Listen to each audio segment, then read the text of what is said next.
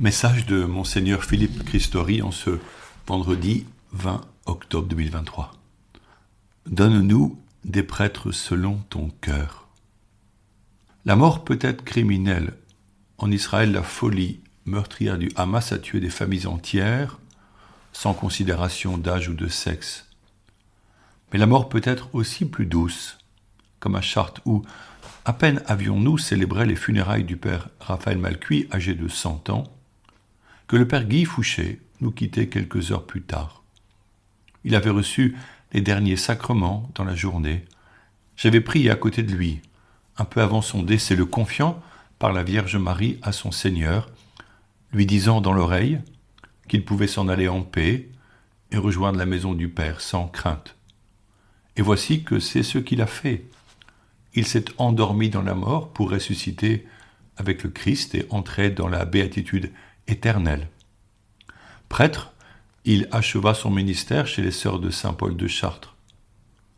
L'émotion est vive, mais elle note par la joie du salut que le Seigneur lui réserve et que nous, chrétiens, devons accueillir et cultiver, puisque la mort, si elle demeure un mystère, est la porte d'entrée vers un avenir heureux. Ainsi s'accomplit pour lui la béatitude. Bienheureux les pauvres de cœur, ils verront Dieu. Ce décès de nos deux prêtres diocésains nous amène à parler d'un autre sacrement, le sacrement de l'ordre. Il est particulier en ce sens qu'il est réservé à quelques-uns, à des hommes appelés à être configurés au Christ, serviteurs, prêtres et apôtres. Ce n'est pas un sacrement universel, contrairement aux autres, mais un sacrement au service de tous les fidèles dans l'Église. Peu sont appelés, mais ils le sont pour tous, pour être serviteurs de tous. Ceci explique l'attachement des croyants à leurs pasteurs, leur prière pour eux, leur solidarité concrète pour soutenir le quotidien spirituel et matériel de leur vie. Même les personnes non chrétiennes saluent le prêtre dans la rue, si celui-ci porte un habit reconnaissable, par un affectueux « Bonjour mon père » ou encore « Bonjour monsieur le curé ». J'en ai fait plusieurs fois l'expérience, de la part de chrétiens comme de musulmans, notamment lorsque j'étais curé près de la gare de l'Est à Paris. C'est le Christ qui a choisi des hommes pour leur transmettre ce don qui s'imprime en eux tel un sceau définitif. Comme le rappelle le Credo, ce sont en premier les évêques, successeurs des apôtres qui portent la responsabilité apostolique.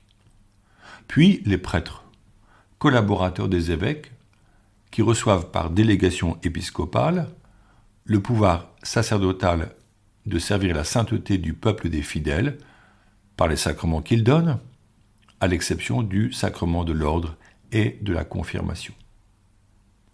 L'évêque peut cependant déléguer le pouvoir de confirmer un prêtre si les circonstances pastorales le nécessitent.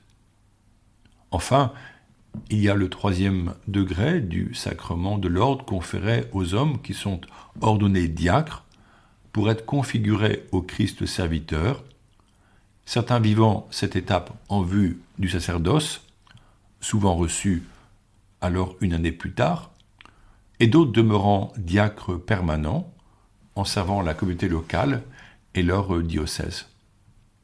Dans l'Église catholique latine, la tradition a accueilli le charisme du célibat pour recevoir le sacrement de l'ordre, à l'exception des hommes mariés qui deviennent diacres permanents. Ce don exprime la grâce reçue de Dieu pour être tout à lui, tout à son service, et par voie de conséquence, au service des fidèles. Il dit encore que l'amour de Dieu, celui que l'on reçoit de Dieu comme celui que le fidèle donne à Dieu en retour, est si merveilleusement grand et comblant qu'il peut remplir une vie d'homme et répondre à ses besoins affectifs. Bien entendu, ceux qui se proposent comme prêtres ne doivent pas vivre cet appel comme un refus de la vocation naturelle du mariage entre un homme et une femme, ni tomber dans un angélisme béat qui ignorerait la dimension charnelle de notre personne, mais discerner la grâce de dépasser cette vocation naturelle afin de recevoir la vocation surnaturelle au célibat pour le royaume. Ce chemin se fait en vue d'un discernement durant les 7 années de séminaire. Disons encore quelques mots sur le prêtre, puis nous parlerons du diacre dans un prochain message. Comprenons que tout ne peut pas être dit en un message si court. Le prêtre est finalement un passeur. Il existe pour les autres. Il passe dans la vie des fidèles. Il arrive dans une paroisse qu'il embrasse comme sa nouvelle famille. Il y sert quelques années et l'Église lui demande de prendre en charge une autre communauté.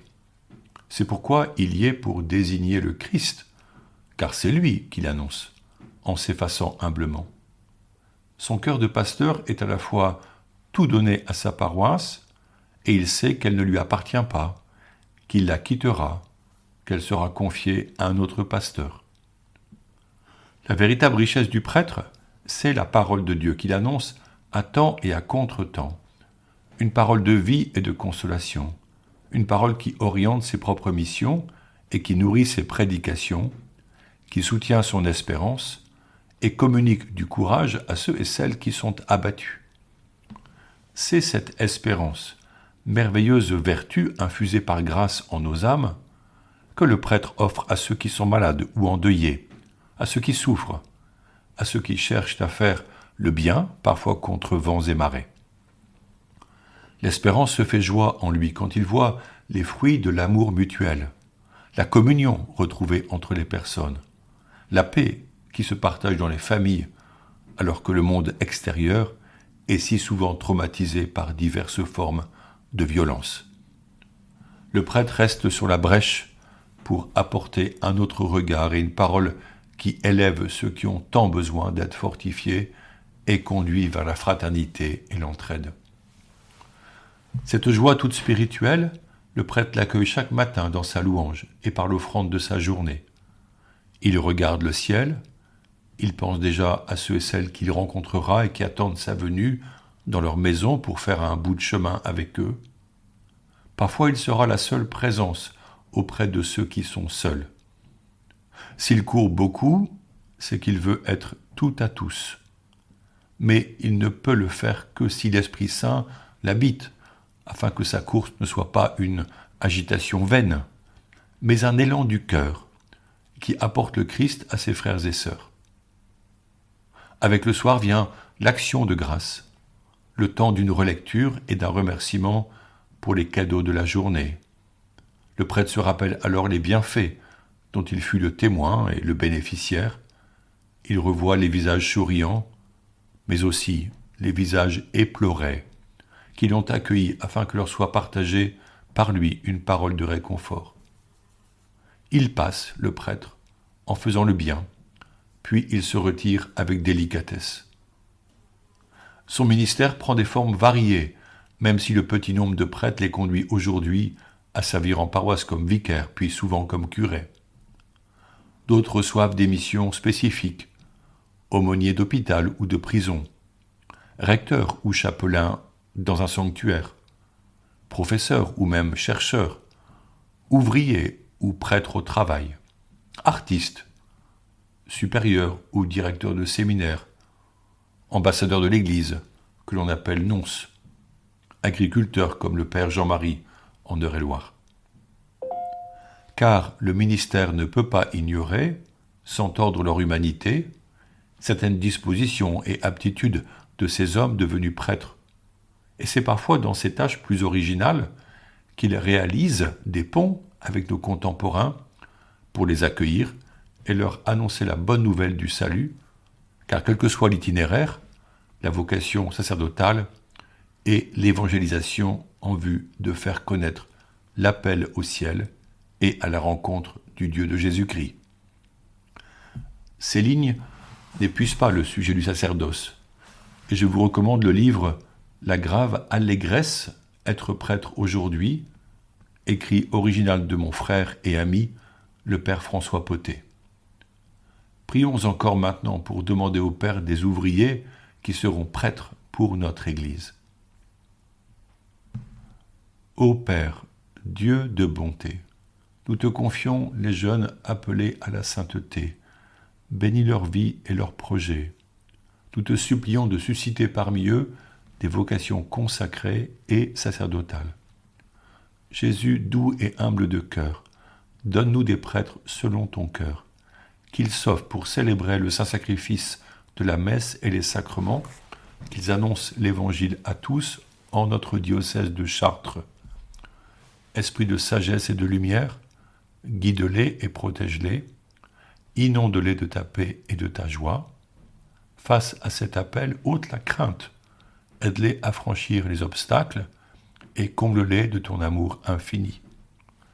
Sainte Mère de Dieu, Notre-Dame de Chartres, intercède pour ces jeunes si généreux, aide les parents à accueillir la vocation de leur enfant, nous t'en remercions. Amen. Bonne journée.